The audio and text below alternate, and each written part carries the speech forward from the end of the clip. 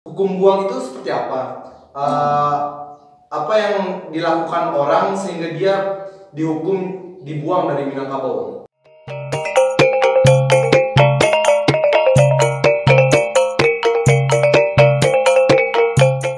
Assalamualaikum Pak Tuanku. Waalaikumsalam warahmatullahi wabarakatuh. Jadi begini Pak Tuanku, kan kemarin sudah banyak topik pembicaraan tentang hukum, tentang bahwa ada orang yang sudah dibuang dari adat Minangkabau gitu Pak Tuanku. Jadi gimana Pak Tuanku? Oke. Jadi kita bisa melihat dari dua sisi ya. Kalau kita ingin bicara sebagai masyarakat biasa, ya dalam pergaulan umum lah, ya dibuang dari kehidupan masyarakat saja lah, tidak disapa. Gitu. Tapi kalau ingin bicara serius dari sisi hukum, Minangkabau juga punya hukum pidana Minangkabau. Yang mana nih yang akan kita bicarakan? Kalau hanya sekedar dibuang, ya sebenarnya tidak siapa saja. Dihilangkan dari ingatan bersama, sudah itu sudah dibuang juga. Maksudnya yang mana nih? Maksud saya begini Pak Tuanku, apakah pada adat Minangkabau itu ada catatan bahwa orang itu sudah dicoret dari nama orang Minangkabau? Apa begitu Pak Tuanku? Apa hanya sekedar istilah kalau dia itu sudah bukan orang Minangkabau? Oke, kita bicara hukum lah lebih tepatnya begini. Jadi kalau bicara hukum itu kita harus runtut, ya, sistematis. Yang pertama kita bicara ranah atau wilayah. Ketika seseorang dinyatakan melakukan tindakan yang katakanlah menghina atau mencemari, melecehkan, menyinggung perasaan, kita harus bicara ini ranah hukum pidana. Nah, kalau dalam kitab Undang-Undang Hukum Pidana KUHP pasal 310 dan 11 itu sudah dijelaskan itu. Anda dihina misalnya dikatakan kamu kadal, nah itu bisa diadukan. Kadal apa sekarang yang terkenal itu? Kadal, pokoknya kadal begitulah. Nah, kalau Anda dikatakan dengan sapaan sesuatu, itu bisa diadukan. Kadal gurun ya? Oh iya betul. Kadrun. Ya kadal, ya itulah. Nah, kalau Anda merasa terhina, Anda merasa dilecehkan, Anda sebagai korban, Anda terus berhak mengadu. KUHP itu dijelaskan sapaan yang menyebabkan Anda seolah-olah melakukan pekerjaan yang salah, menghina. Nah, ranah hukum atau wilayah hukumnya harus jelas mengadukan itu. Kalau dalam hukum adat ada mahkamah adatnya, memang harus dijelaskan lagi. Mahkamah adat di Minangkabau itu adanya di Kerapatan Adat Nagari. Ada sekitar 166 nagari asli Minangkabau. Ada sekitar 900-an nagari yang sudah pemekaran sejak Republik Indonesia berdiri ini. Nah, dari semua itu ada ratusan Kerapatan Adat Nagari yang punya mahkamah untuk mengadili orang yang dinyatakan telah melakukan pelanggaran. Berarti harus jelas dulu mana mahkamah yang harus mengadili, begitu Pak? Iya, yang berhak, yang punya kewenangan. Misalnya kalau diadukan kepada mahkamah adat nagari tertentu, ternyata subjek hukumnya tidak berada di wilayah hukum nagari itu, tidak bisa Kerapatan Adat Nagari itu bersidang. Itu masalahnya. Tidak ada kekuatan hukum untuk Kerapatan Adat Nagari melakukan peradilan terhadap subjek yang diadukan. Begitu. Jadi kalau kami masyarakat yang merasa jadi korban, apa yang harus dilakukan Pak Tuan? Oke. Kalau anggota masyarakat atau masyarakat secara bersama atau sebuah lembaga yang merasa jadi korban dihina, misalnya ini lembaga adat nagari, Kerapatan Adat Nagari, atau ada lembaga yang sudah diakui pemerintah seperti LKAM merasa dihina, atau seorang penghulu dihina, maka seluruh kemenakannya mengadukan ke Kerapatan Adat Nagari. Nah, itu. Jadi korban itu bisa orang bersangkutan, bisa orang yang terkait atau subjek hukum yang terkait atau yang diberi kuasa mengadukan itu. Bisa ke peradilan negeri, bisa ke peradilan adat. Oke. Jadi gimana proses peradilannya Pak Tuanku?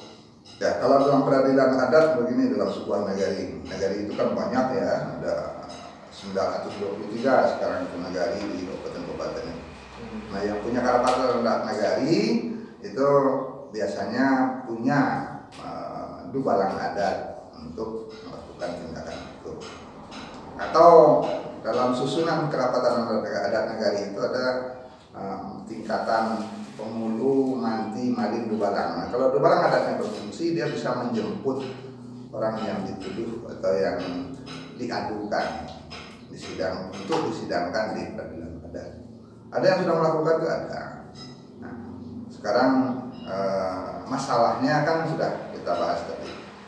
Apakah orang yang diadukan itu ada dalam wilayah kekuasaan peradilan adat atau tidak, peradilan sebuah negara atau tidak? Kalau tidak, ya nggak bisa diadukan. Kan ada MTKAA Pak Tuanku. Apa itu Pak Tuanku? Ya, itu kan nama organisasi masyarakat, majelis tinggi gitu ya, majelis tinggi apa gitu. Tapi saya juga tidak tahu persis. Punya enggak legitimasinya untuk menjadi peradilan tingkat Minangkabau yang luas ini? Nah, sejauh yang saya pelajari, yang mahkamah peradilan adat itu cuma ada di Nagari, di Kerapatan Adat Nagari. Untuk seluruh Minangkabau belum ada. Sebab Minangkabau itu bukan sebuah kerajaan. Minangkabau itu kan federasi nagari-nagari. Nah, dan peradilan adat itu hanya ada di Kerapatan Adat Nagari. Belum ada majelis peradilan adat untuk tingkat Minangkabau. Dan rasanya tidak perlu. Kenapa? Dalam wilayah Kesatuan Republik Indonesia kita punya peradilan negeri. Jadi untuk mewakili seluruh masyarakat Minangkabau tidak bisa ke peradilan adat ya Pak Tuanku? Iya, bisa ke peradilan adat, tapi peradilan yang legitimate, yang punya kekuatan hukum itu hanya ada di Kerapatan Adat Nagari. Maka subjek hukum yang diadukan itu harus dalam wilayah kekuasaan nagari itu. Misalnya kemenakan dari nagari Kurai, maka ada peradilan adat di 5 kerapatan adat Kurai itu yang berhak mengadili. Tidak boleh kerapatan adat nagari Gunung Hampu mengadili Ananda karena tidak dalam wilayah subjek hukumnya. Atau ketika melakukan tindakan hukum itu, tindakan yang melanggar hukum itu di wilayah Kerapatan Adat Nagari, Kerapatan Adat Nagari itu berhak melakukan tindakan terhadap subjek hukum itu. Tapi kalau yang dituduh melakukan penghinaan itu berada di luar wilayah hukum peradilan adat, nggak bisa. Jadi sekarang kembali ke topik Pak Tuanku. Hukum buang itu seperti apa? Apa yang dilakukan orang sehingga dia dihukum dibuang dari Minangkabau? Gimana Pak? Oke, jadi begini. Kita pahami dulu hukum pidana Minangkabau. Ya. Ada dalam Undang 20 gitu ya. Dalam Undang 20 itu tindak pidana yang dituduhkan kemudian hukumnya. Nah, hukum buang itu ada beberapa tingkatan. Ada orang yang dibuang dari kaumnya kalau dia jelas-jelas melanggar aturan adat orang berkaum. Nah, kemudian dibuang dari nagari. Ya. Kemudian dibuang sepanjang adat. Nah, itu tingkatnya berbeda itu. Ya. Nah, yang pertama dulu dibuang dari kaum. Nah, ini tidak perlu peradilan adat ini, peradilan kaum saja. Hakimnya siapa? Hakimnya ya penghulu kaum. Jadi seorang kemenakan yang diadukan melakukan kesalahan atau tertangkap basah melakukan kesalahan, penghulu sebagai pimpinan kaum melakukan sidang di kaumnya. Ini kemenakan sudah bersalah, maka dia bisa dihukum. Hukumannya menurut kaum apa? Ya sudah, dia dibuang saja dari kaum. Kalau kesalahannya terlalu berat, bagaimana dibuang dari kaum itu? Dia dikeluarkan dari hak-haknya dalam kaum itu. Ada hak terhadap wilayah, hak terhadap kebersamaan, hak penggunaan harta pusaka, sampai hak menggunakan pandang pekuburan. Jadi kalau mati dia nggak boleh dikuburkan di sini karena dia sudah melakukan pencemaran nama baik kaum pada tingkat yang paling tinggi misalnya. Apakah itu pernah ada? Dan ada.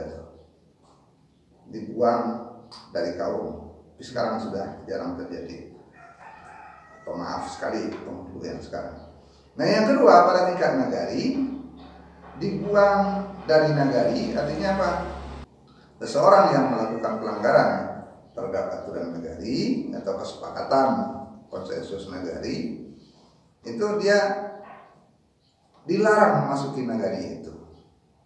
Misalnya begini, orang kawin sesuku itu kalau dalam satu payung, satu nagari, maka dia tidak boleh tinggal di kampung itu. Kenapa? Karena dia merusak tatanan adat di kampung itu. Dia suku A, dia ambil saudaranya suku A juga jadi istrinya. Walaupun secara Islam sah, tapi tatanan adat di nagarinya jadi kacau. Dia jadi sumando di sukunya, dia jadi mama rumah di sukunya, anaknya tidak punya bako. Jadi dia merusak tatanan hukum dalam tatanan adat dalam nagari. Maka dia disuruh tinggal di luar nagarinya dan pindahlah jauh-jauh. Dan itu sehingga nagarinya tidak kacau.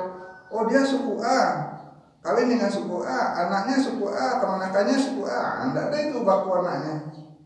Padahal hukum terpenting dalam adat Minangkabau itu dua orang adalah bako dan anak pisang atau anak pusako. Nah itu yang dibuang dari nagari. Kemudian ada dibuang sepanjang adat. Dibuang sepanjang adat itu dia tidak harus keluar dari nagari, cuma dia tidak diikutkan dalam seluruh kegiatan masyarakat dalam nagari. Ada contoh ya. Sebuah nagari punya kesepakatan, ini dekat di sebelah nagari saya ini. Sebuah nagari punya kesepakatan begini, kita di nagari ini tidak akan menjual tanah harta pusaka rendah sekalipun, pencaharian sekalipun kepada orang di luar nagari kita. Supaya apa? Supaya nagari kita ini tetap utuh dan tidak jadi tempat ekspansi kota yang sedang sangat berkembang ini. Itu terjadi di negari di samping negari saya. Sampai sekarang negari ini masih utuh, tidak bisa menjual tanah. Pernah sekali ada satu keluarga menjual tanah hartanya kepada orang di luar negarinya. Lalu kerabatan dalam negari memutuskan orang itu dibuang sepanjang adat. Apa itu dibuang sepanjang adat? Dia tidak dilibatkan dan tidak diajak untuk seluruh kegiatan di negari. Ditinggikan jenjangnya, didalamkan lurahnya sehingga orang tidak bisa datang mengikuti kegiatannya. Oh dia mau beralih, tidak ada yang mau datang. Sampai dia kematian sekalipun orang tidak mau ikut, menyelenggarakannya, sehingga dia tersisih dari pergaulan di negari itu. Itu yang dibuang sepanjang adat. Orang melakukan kegiatan dia tidak diajak. Dia datang, orang tidak mengacuhkan. Nah, itu dibuang sepanjang adat. Jadi ada yang dibuang dari kaum, ada yang dibuang dari nagari, ada yang dibuang sepanjang adat. Dan itu semua sudah dilakukan dalam peradilan adat Minangkabau. Nah untuk kasus yang sedang berkembang, kita kembali kepada akar permasalahan tadi.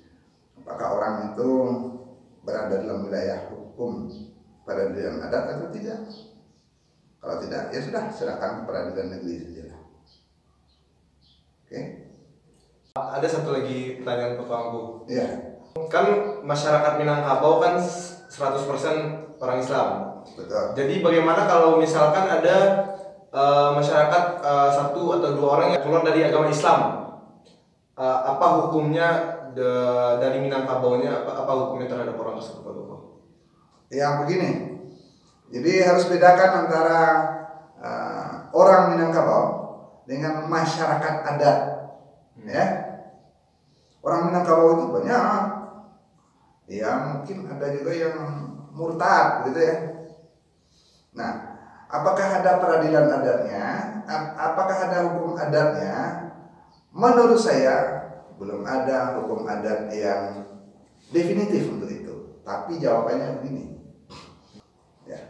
Masyarakat adat Minangkabau ada konsensus Piagam Bukit Marapalang. Adat Lasani Syarak Asli kita seorang warga adat dalam rumah Minangkabau, dia berada dalam konsensus bersama adatnya, sendinya syarak. Syaraknya Islam. Ketika syaraknya dia cabut, adatnya ini mati karena tidak ada aturan lain yang mengarahkannya. Dalam adat dikatakan syarak mengatur, adat memakai.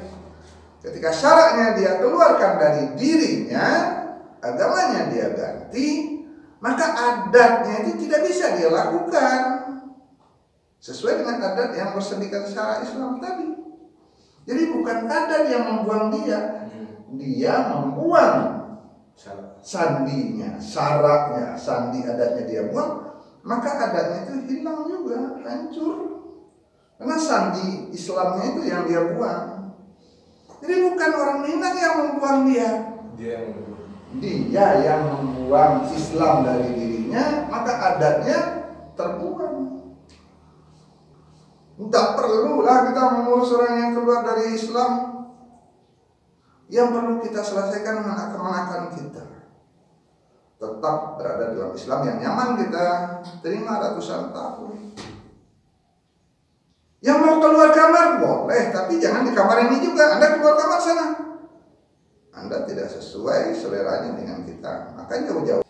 Oke, terima kasih Pak Tuanku atas penjelasannya mengenai hukum buang di Minangkabau.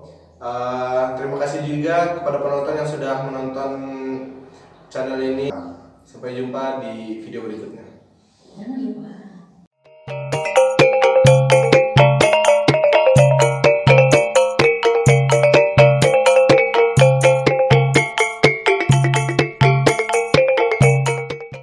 Sampai jumpa. Jangan lupa subscribe dan share. Terima kasih.